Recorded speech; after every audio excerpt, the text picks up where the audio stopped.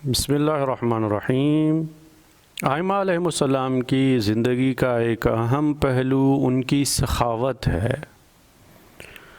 امام حسین علیہ السلام بھی کیونکہ اس گھرانے کے عظیم فرد ہیں، اس حوالے سے امام حسین علیہ السلام کی سخاوت بھی ضرب المثل رہی ہے۔ لوگ مثالیں دیتے تھے امام حسین علیہ السلام کی سخاوت کے۔ امام علیہ السلام کی سخاوت کا ایک دلچسپ واقعہ آپ کی خدمت میں پیش کر رہے ہیں۔ ایک اعرابی یعنی ایک دیہاتی شخص امام حسین علیہ السلام کی خدمت میں پہنچا اور آپ علیہ السلام سے یہ عرض کرنے لگا کہ فرزند رسول، میرے ذمے ایک انسان کی دیت ہے، میں نے ایک انسان کی دیت ادا کرنی ہے، اور میرے پاس اتنے مالی وسائل نہیں ہیں کہ میں یہ دیت اپنی جیب سے خود ادا کر سکوں، اور نہ ہی کوئی دوسرا میرا مددگار ہے، آپ ہی مدد فرمائیے۔ امام حسین علیہ السلام ارشاد فرماتے ہیں کہ میں نے اپنے نانا رسول اکرم صلی اللہ علیہ وآلہ وسلم سے سنا ہے کہ المعروف بقدر المعرفہ، سخاوت انسان کی معرفت کے معیار کے مطابق ہونی چاہیے۔ میں یہ دیکھوں گا کہ تمہاری معرفت کتنی ہے، اتنا ہی تمہیں عطا کروں گا۔ میں تم سے 3 سوال کرتا ہوں، اگر تم نے تینوں کے صحیح جواب دیے تو میں پوری دیت ادا کروں گا، اگر ایک کا جواب دیا تو تیسرا حصہ، اگر 2 کے صحیح جواب دیے تو 2/3 میں ادا کروں گا۔ جتنا تم نے جواب دیا اتنا ہی تمہاری مدد کروں گا۔ یعنی سخاوت معرفت کے مطابق ہونی چاہیے۔ وہ کہتا ہے کہ مولا آپ کہاں اور میں کہاں، میں بھلا آپ کے سوالوں کے جواب کس طرح دے سکتا ہوں؟ میری معرفت اتنی کیسے ہو سکتی ہے کہ میں ایک امام کے سوالوں کے جواب دوں؟ آپ نے فرمایا کہ سوال سن لو۔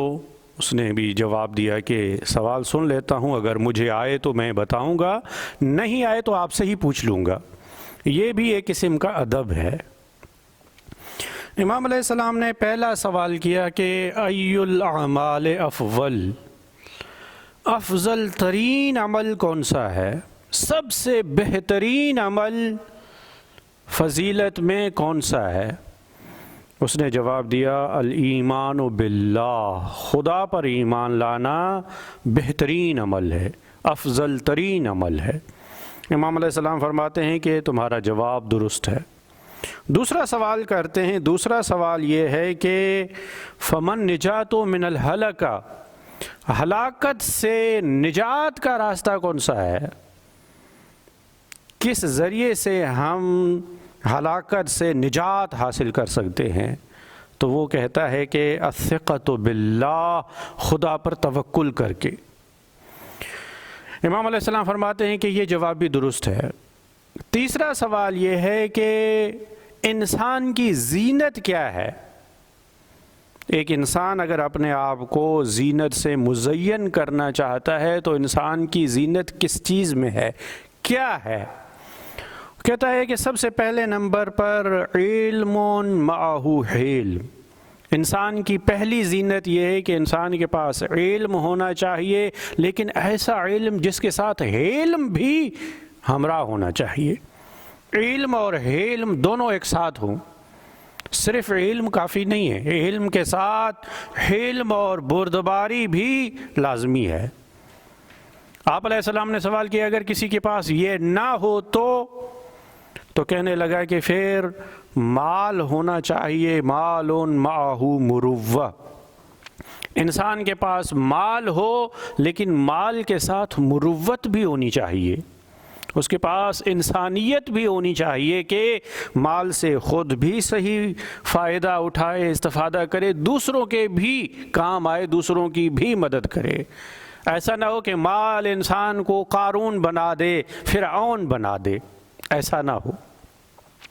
فرمایا اگر کسی کے پاس یہ دونوں نہ ہوں، علم کے ساتھ حلم نہ ہو، مال کے ساتھ مروت نہ ہو، تو کہنے لگا کہ پھر یہ ہے کہ فقر معہ صبر، اگر انسان کے پاس پیسہ نہیں ہے، انسان غریب ہے، تو پھر اس کے پاس صبر ہونا چاہیے۔